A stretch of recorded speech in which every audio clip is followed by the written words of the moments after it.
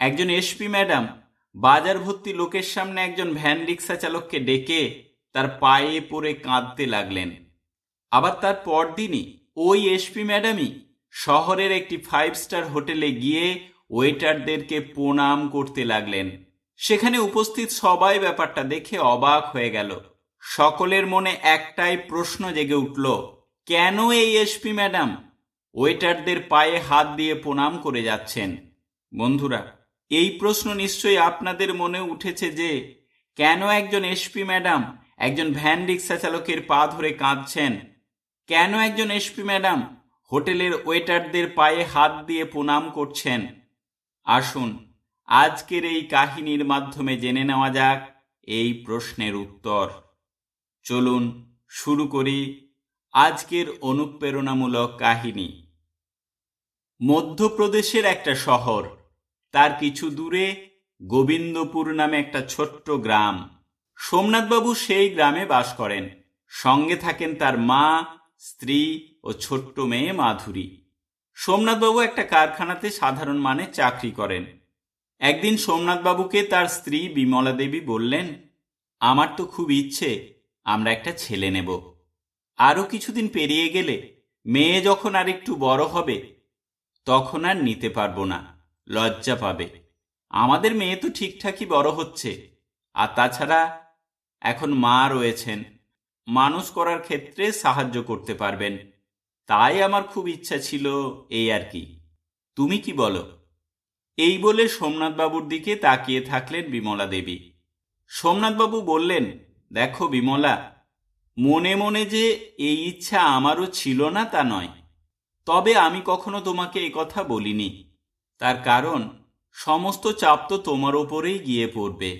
কারণ একটা বাচ্চা নেওয়া মানে সেই তো শুরু থেকে তোমার নিজের শরীরের যত্ন নেওয়া, বাড়ির কাজ করা, নতুন বাচ্চার যত্ন নেওয়া, মাধুরীকে দেখাশোনা করা, এই সমস্ত কিছু। মা যেটুকু করতে পারবে করবে, বাকিটা তো তোমাকেই করে নিতে হবে। তাই তোমার কষ্টের কথা ভেবেই আমি কোনো দিন এ ব্যাপারে কিছু বলিনি। তবে তুমি যদি এতে রাজি থাকো তাহলে আমারও কোনো অসুবিধা নেই। স্বামীর কথা শুনে বিমলা দেবী বললেন, আচ্ছা ঠিক আছে, তবে আমরা কিন্তু এবার মাধুরীর একটা ভাই নেব, মানে ছেলে নেব। একটা ছেলে এবং একটা মেয়ে সবচেয়ে বেশি মানানসই, শুনতেও বেশ ভালো লাগে। পরবর্তী ক্ষেত্রেও কোনো অসুবিধা হয় না। মেয়ের বিয়ে হয়ে গেলে ছেলে বউ থাকে বুড়ো বুড়িকে দেখাশোনা করার জন্য। ছেলে এবং মেয়ে একজন আরেকজনের সাহায্য পাবে, পরামর্শ পাবে। তারপর ঘরবাড়ি একটু আধটু সম্পত্তি যাই থাকবে ছেলেরই থাকবে, মেয়ে তো আর নিতে আসবে না। তাই ভাগ বাটোয়ার করার কোনো ঝামেলাও থাকে না। সোমনাথবাবু বললেন, বিমলা, সবই তো ভালো, কিন্তু তুমি এটা কি করে শিওর হচ্ছ যে এরপর সন্তান নিলেই ছেলে সন্তানই হবে তোমার? বিমলা দেবী আরও কাছে এসে আস্তে আস্তে সোমনাথবাবুকে বললেন, শোনো, সেটার জন্য আমি একটা ব্যবস্থা ভেবে রেখেছি। ওই যে রিপন নার্সিংহোম আছে না, ওখানে ওরা মেশিনে দেখে বলে দেয় ছেলে আছে না মেয়ে আছে। আমরা আগেই চেক করিয়ে নেব, যদি ছেলে থাকে খুবই ভালো, আর না হলে। সোমনাথবাবু লাল চোখ করে বিমলা দেবীর দিকে তাকিয়ে বললেন, না হলে মানে মেয়ে থাকলে তুমি অ্যাবর্শন করিয়ে নেবে? বিমলা, তুমি ভাবতে পারছো ব্যাপারটা একবার? আমাদেরই মেয়ে, সে ভূমিষ্ঠ হওয়ার আগেই নিজের হাতে আমরা তাকে হত্যা করব? না না বিমলা, এ কথা তুমি দ্বিতীয়বার আমার সামনে বলবে না। আমার পরিষ্কার কথা, তুমি সন্তান নিতে চাইলে নাও, কিন্তু সেক্ষেত্রে ছেলে মেয়ে যাই হোক না কেন তাকেই তোমাকে স্বীকার করে নিতে হবে। তাকেও মাধুরীর মতো একইভাবে মানুষ করতে হবে। তুমি আরো কয়েকটা দিন জিনিসটা ভেবে দেখো, তারপর ফাইনাল ডিসিশন নেওয়া যাবে। কয়েকদিন নয়, বিমলা দেবী তার পরের দিনই সোমনাথবাবুকে বললেন, আমাকে ক্ষমা করে দিও। লিঙ্গ নির্ধারণ ও ভ্রূণ হত্যা মহাপাপ জেনেও আমার মাথায় ওই ব্যাপারটা এসেছিল। তোমার চিন্তাভাবনাই ঠিক, মানে আমরা নিলে সন্তান নেব, ছেলে মেয়ে যাই হোক না কেন তাকেও মাধুরীর মতোই ভালোবাসবো, ভালোভাবে মানুষ করব। কিন্তু তারপর এই দ্বিতীয় সন্তান নিয়ে কথা বলার সুযোগ আর হয়নি। কারণ তার কয়েকদিন পর শাশুড়ি মানে সোমনাথবাবুর মা হঠাৎ করে মৃত্যুবরণ করলেন। কাজেই একা হাতে আবার একটা সন্তানকে মানুষ করা শুধু নয়, ওই সময়ে বিমলা দেবীকে কেই বা দেখাশোনা করবেন, কেই বা রান্না বান্না করবেন। কাজের লোক রেখে খরচ জোগানোর ক্ষমতাও তাদের নেই। তাই ওই আলোচনা আর দ্বিতীয়বার হয়নি। দিন পেরোতে থাকলো। সোমনাথবাবুর কাছে মায়ের চলে যাওয়ার দুঃখও ধীরে ধীরে কিছুটা স্বাভাবিক হয়ে এলো।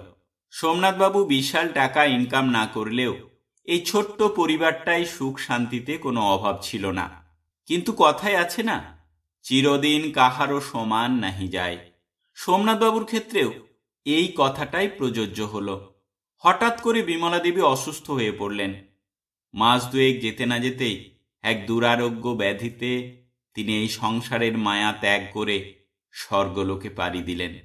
স্ত্রীর মৃত্যুর পর সোমনাথবাবু পুরোপুরি একা হয়ে গেলেন।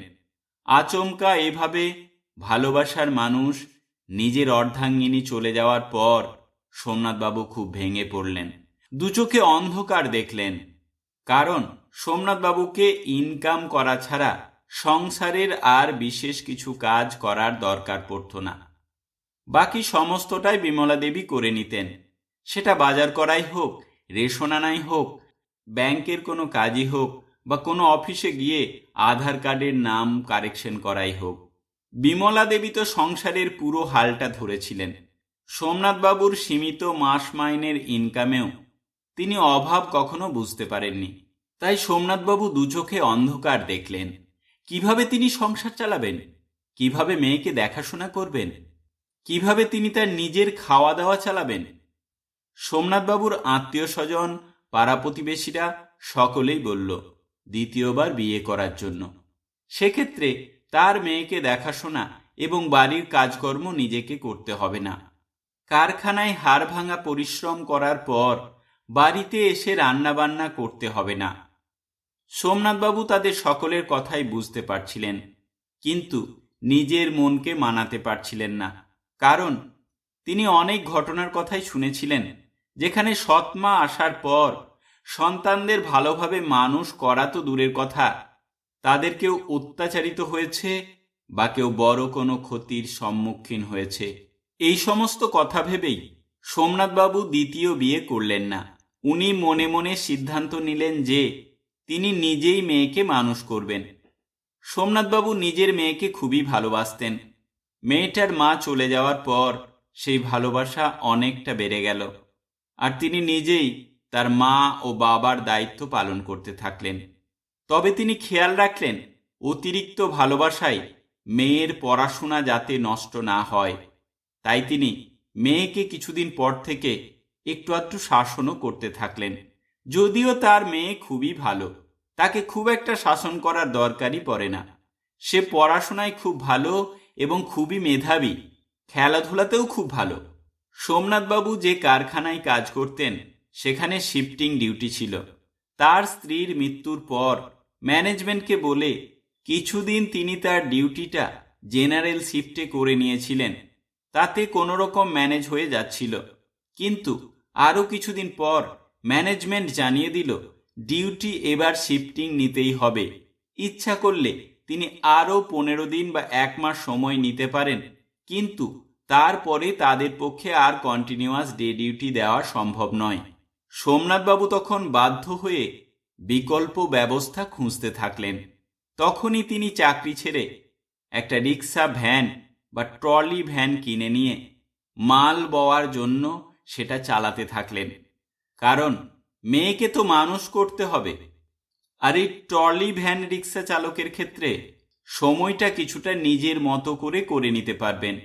সোমনাথবাবু অনেক ভোরে উঠে বাড়ির সমস্ত কাজ করে নেন, রান্না বান্না করে নেন, তারপর মেয়েকে স্নান করিয়ে খাইয়ে দিয়ে স্কুলে পাঠিয়ে দেন এবং নিজে কাজে বেরিয়ে পড়েন।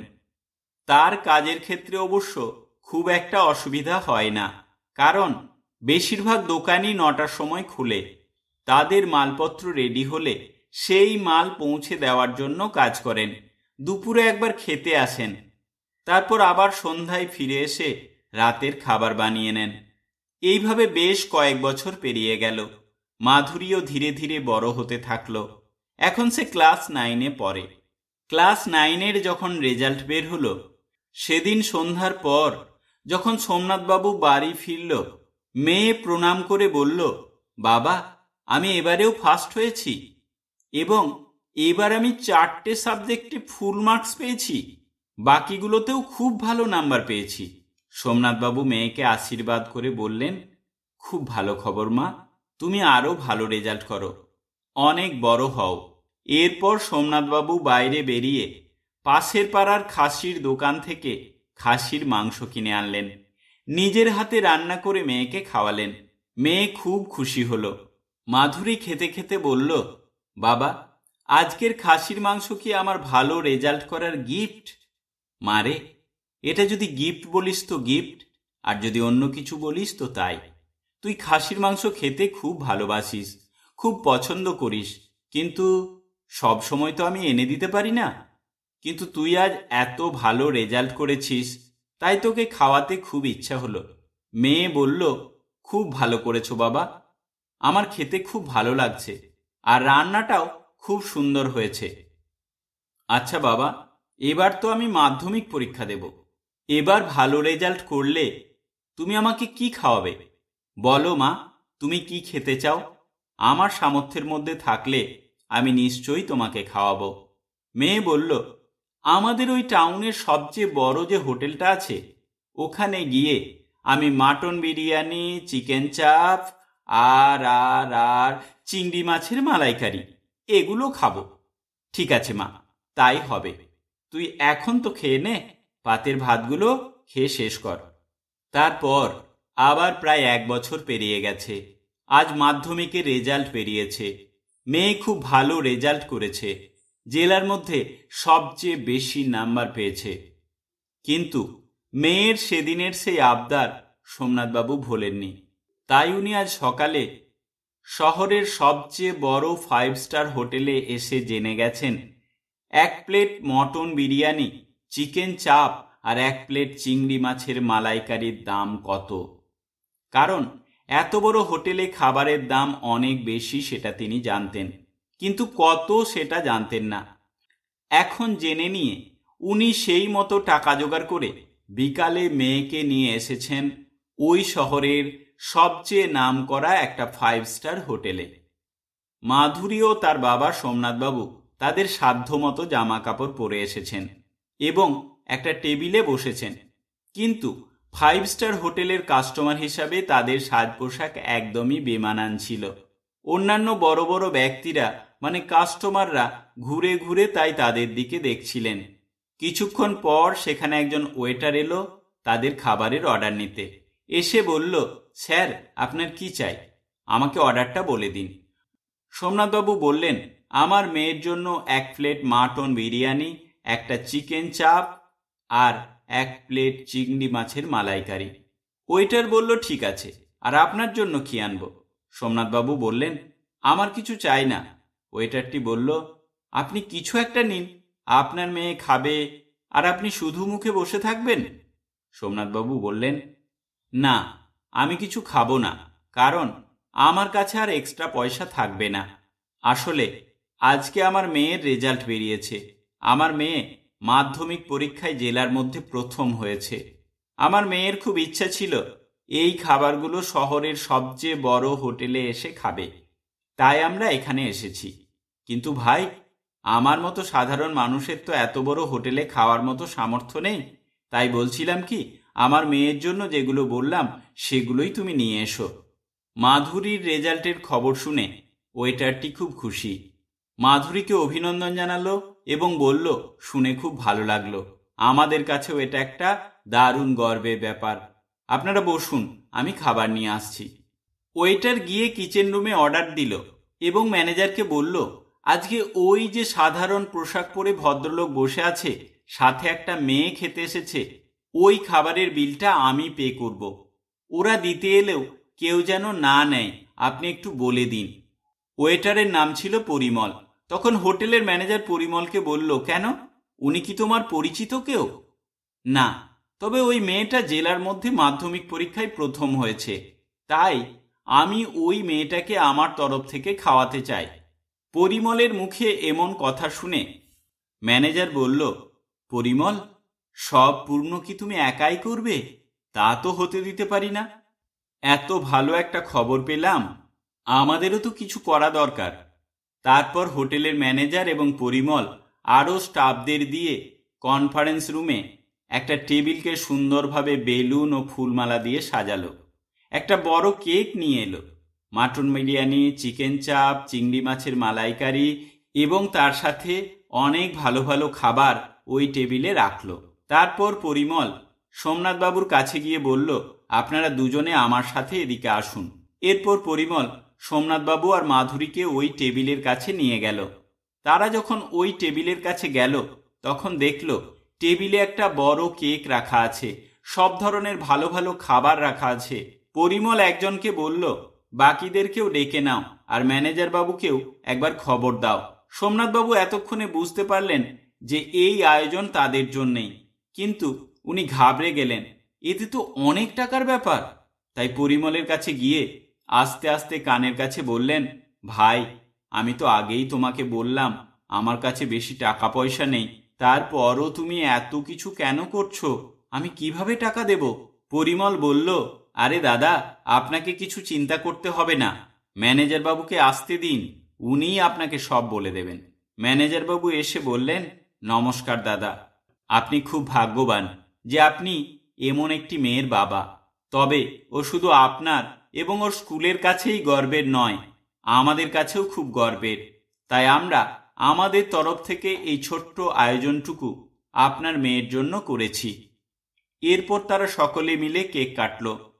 কেকের প্রথম টুকরোটা সোমনাথবাবুকে বলল মেয়েকে খাইয়ে দিতে। তারপর মাধুরীকে বলল, তুমিও তোমার বাবাকে খাইয়ে দাও। তারপর সবাই মাধুরীকে আশীর্বাদ করল, অভিনন্দন জানালো এবং সবশেষে ধরিয়ে দিল বেশ কিছু মিষ্টির প্যাকেট। বলল, এগুলো নিয়ে যান, আপনার গ্রামের লোকেদের বিতরণ করবেন। মাধুরী খুব খুশি হলো, তার মনটা আনন্দে ভরে গেল। সমস্ত খাবার সে একটু একটু করে টেস্ট করার চেষ্টা করলো, কারণ ওইটুকু মেয়ে এত খাবার কি খেতে পারে। পরিমলবাবু বলল, তুমি বলো কোন কোন খাবারটা তোমার খুব ভালো লেগেছে, আমি সেগুলো তোমাকে প্যাক করে দিচ্ছি, তুমি বাড়িতে নিয়ে গিয়ে খেতে পারো। এই বলে কিছু খাবারও পরিমলবাবু প্যাক করে মাধুরীকে দিলেন। সোমনাথবাবু তখন পরিমলকে ও ম্যানেজার বাবুকে অনেক ধন্যবাদ জানালো এবং বাড়ি ফিরে এলো। বাড়িতে এসে মাধুরী মনে মনে ভাবতে লাগলো, আজকে আমি জেলার মধ্যে টপ করেছি, জেলার মধ্যে প্রথম হয়েছি, তাতেই মানুষ আমাকে এত ভালোবাসছে, এত সম্মান করছে, আমার বাবাকেও এত সম্মান করছে, আমাকে যারা চেনে না জানে না তারাও আমাকে এত অভিনন্দন জানিয়েছে, আমার জন্য এত কিছু করেছে। আজকে আমি যদি আরো ভালো কিছু করতে পারি তাহলে আমি অনেক বেশি সম্মান পাব এবং আমার বাবাও খুব খুশি হবে, আমার পরিচিত অপরিচিত যেই শুনবে তারাও খুব খুশি হবে। তাই মাধুরী আরো ভালোভাবে পড়াশোনা শুরু করলো এবং বড় হয়ে কি হবে সেটা নিয়ে এখনই চিন্তা ভাবনা শুরু করে দিল। সে ভাবল, আমি যদি কোনো প্রশাসনিক অধিকর্তা হতে পারি তাহলে লোকে আমাকে অনেক সম্মান করবে, আমিও মানুষের জন্য কিছু কাজ করতে পারবো। এই ব্যাপারটা থেকে সে অনেক বেশি অনুপ্রেরণা পেল এবং সে জীবনে ভালো কিছু করবে মনস্থির করে ফেলল। এইসব ভেবেই মাধুরী পড়াশোনায় আরও বেশি করে মন দিল এবং কিছুদিনের মধ্যেই সে তার উচ্চ মাধ্যমিক পরীক্ষায়ও খুব ভালো নাম্বার পেয়ে পাশ করল। উচ্চ মাধ্যমিক পাশ করার পর সে কলেজে ভর্তি হলো। গ্র্যাজুয়েশন কমপ্লিট করার পর সে ইউপিএসসি পরীক্ষা দিল এবং ইউপিএসসি পরীক্ষায় পাশ করে সে এখন একজন এসপির পদে নিযুক্ত হয়ে গেল। তার অ্যাপয়েন্টমেন্ট কনফার্ম হয়ে যাওয়ার সাথে সাথেই সোমনাথবাবুকে ফোন করে বলল, বাবা, আমি এসপি পদে নিযুক্ত হয়েছি, আমি কিছুদিনের মধ্যেই ট্রেনিং শেষ করে বাড়িতে আসছি। সোমনাথবাবু যখন মাধুরীর মুখে একথা শুনল তিনি খুব খুশি হয়ে গেলেন। তিনি মনে মনে ভাবতে লাগলেন, আমার এতদিনের সাধনা আজকে সার্থক হয়েছে, আমার মেয়ে আমার মুখ উজ্জ্বল করেছে। মাধুরী জয়েনিংয়ের পর ট্রেনিং শেষ করে এসে তাদের জেলার পুলিশ হেডকোয়ার্টারে পোস্টিংয়ের ডকুমেন্টেশন পর্ব কমপ্লিট করে এবং সেদিনের ডিউটি করে বাড়ি ফিরছে। সেই সময় তার বাবা বাজারের মধ্যে ভ্যান রিক্সা করে মাল বয়ে নিয়ে যাচ্ছিলেন। মাধুরী বাবাকে দেখে গাড়ি থেকে নেমে গিয়ে বাবাকে প্রণাম করল। প্রণাম করতে গিয়ে পায়ে হাত দিয়েই আনন্দে কেঁদে ফেলল। সে জানে বাবা তার জন্য কত কষ্ট করেছে এবং আজও করে যাচ্ছে, তবে আর সে বাবাকে কোনো কষ্ট করতে দেবে না। সোমনাথবাবু আনন্দে কাঁদতে কাঁদতে মেয়েকে তুলে জড়িয়ে ধরলেন। বাজারের সবাই বাবা মেয়ের এই আনন্দপূর্ণ মুহূর্তের সাক্ষী হয়ে জয় জয়কার করতে লাগলো। পরের দিনই মাধুরী তার ডিউটির পর বাবাকে নিয়ে ওই 5 স্টার হোটেলে আবার গেল, যেখানে সে মাধ্যমিক পরীক্ষার পর খেতে গিয়েছিল এবং সে অনেক সম্মান পেয়েছিল। সেখানে গিয়ে সে সোজা কিচেনের কাউন্টারের সামনে গেল। সবাই তাকে দেখে ভয় পেয়ে গেল। সামনেই একজন হোটেলের স্টাফকে জিজ্ঞেস করল, এখানে একজন পরিমল কাকু বলে আছেন না, তাকে একটু ডেকে দেবেন? ছেলেটি ভয়ে ভয়ে বলল, হ্যাঁ আছে ম্যাডাম, কিন্তু কেন ডাকবো যদি একটু বলেন। মাধুরী বলল, আগে ডাকো, তারপর বলছি। তবে কোনো ভয় নেই। তারপর ওয়েটার পরিমল আসতেই তাকে প্রণাম করল।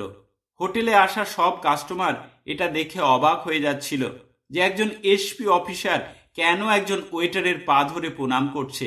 হোটেলের সকল ব্যক্তিরা কৌতূহলের দৃষ্টিতে তাদের দিকে তাকিয়েছিল। পরিমলকে প্রণাম করে মাধুরী বলল, কাকু, আমাকে চিনতে পারছেন? সেই যে আমি 7 বছর আগে এখানে এসেছিলাম। আমি মাধ্যমিকে ভালো রেজাল্ট করার জন্য আপনারা আমাকে অনেক কিছু খাইয়েছিলেন, সম্মান জানিয়েছিলেন। তখন পরিমল বলল, হ্যাঁ হ্যাঁ, চিনতে পেরেছি, মনে পড়েছে, এবার মনে পড়েছে। পরিমলও খুব খুশি হলো, মাথায় হাত দিয়ে আশীর্বাদ করল, বলল, তুমি ভালো আছো তো মা? এখনো আমার কথা তোমার মনে আছে? তখন মাধুরী বলল, হ্যাঁ কাকাবাবু, আপনার কথা তো মনে থাকতেই হবে। আজকে আপনার জন্যই তো আমি একজন এসপি অফিসার হওয়ার প্রেরণা পেয়েছি। সেদিন আপনি আমাকে এত সম্মান করেছিলেন। আপনার জন্যই এখানে উপস্থিত আপনার সহকর্মীরাও আমাকে অনেক সম্মান করেছিল। আর সেই সম্মানের জন্যই তো আমার মনে পড়াশোনা করা এবং জীবনে একটা উঁচু স্থান অধিকার করার ইচ্ছা জন্মেছিল। তাই আপনি আমার কাছে একজন প্রেরণা হয়ে এসেছিলেন। মাধুরী তারপর হোটেলের ম্যানেজারকে এবং পুরনো স্টাফদের ডাকতে বলল। তারপর তার থেকে বয়সে বড় সবাইকে একে একে প্রণাম করল। তখনই গেটের সিকিউরিটি গার্ড এসে ম্যানেজারকে বলল, খাবার দাবার নিয়ে একটা গাড়ি এসেছে, কিন্তু আমাদের তো কোনো অর্ডার নেই বা আজকে কোনো বাইরের পার্টিরও কোনো অনুষ্ঠান নেই। তাহলে? তখন মাধুরী বলল, ওটা আমি আনিয়েছি তোমাদের সবার জন্য। আজকে আমার তরফ থেকে তোমাদেরকে পার্টি দেব। তারপর সেই 7 বছর আগের মতোই আবার একটা পার্টি হলো, কেক কাটা হলো, আনন্দ করলো। তবে সেই পার্টি ছিল পরিমল আর ম্যানেজারের তরফ থেকে, আর এবার হলো সুপারিনটেনডেন্ট অফ পুলিশ মিস মাধুরী ম্যাডামের তরফ থেকে। তারপর মাধুরী নিজের বাবাকে নিয়ে বাড়ি ফিরল এবং তারপর দিন মাধুরী তার বাবাকে নিয়ে তার সরকারি বাংলো বাড়িতে চলে গেল এবং বাবাকে আর কোনো কাজ করতে দিল না। মাধুরীর বাবা সারা জীবন অনেক ত্যাগ করেছিল। বিমলা দেবীর মৃত্যুর পর তিনি আর বিয়ে করেননি। তিনি নিজের মেয়েকে শিক্ষিত করেছিলেন। নিজের মেয়ের জন্য তিনি জীবনে অনেক কষ্ট সহ্য করেছিলেন। এত কষ্ট সহ্য করার পর তিনি যখন নিজের মেয়েকে এত উচ্চ পদে দেখলেন, তখন তিনি মনে মনে নিজেকে খুব গর্বিত অনুভব করছিলেন।